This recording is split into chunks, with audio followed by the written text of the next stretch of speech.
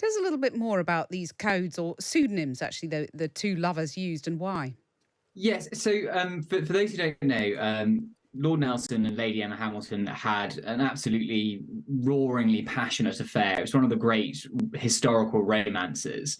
The slight problem being that they were both very much married at the time to other people, and they had a daughter, Horatia.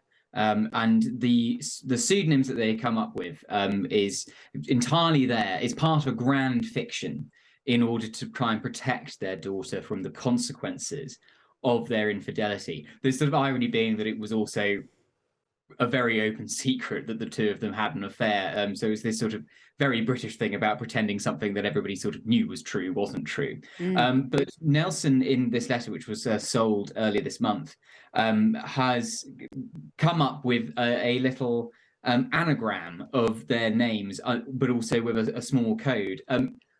For a man who was involved in transporting military secrets, it's not the most sophisticated code one was ever seen. But essentially, he puts this in and comes up with this little thing.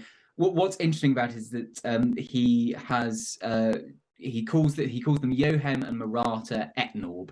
Yohem and Maratha can be rearranged in order to make Horatio and Emma if you swap a J for an I. But Etnorb is Bronte. And sort of one wonders a little bit where that came from. It's a little bit early, I believe. It's not my strong area on English. Wasn't Nelson Duke of Bronte, though?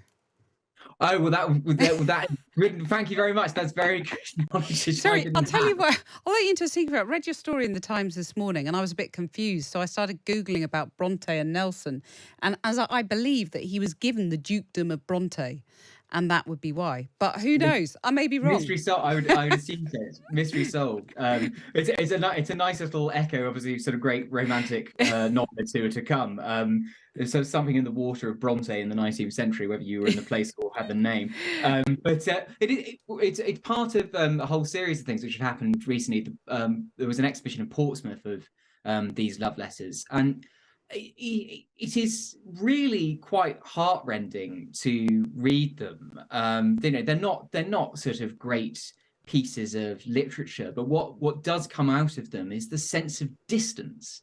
And many of us may think that we have long distance relationships or have had long distance relationships in the 21st century across air travel. It's a bit different when you're floating somewhere in the middle of the Atlantic and the Mediterranean. And you haven't heard from your lover for months, and you're waiting for the next boat which is going to come by and take your place with you. So it's not just the physical distance, but the time that comes across. There's so much that he misses out on. It's so clear how much he loves Emma, but also how much he loves his daughter. And the idea of it, and the sort of great irony being that Horatia never accepted that Emma Hamilton was her birth mother as well. So there was this.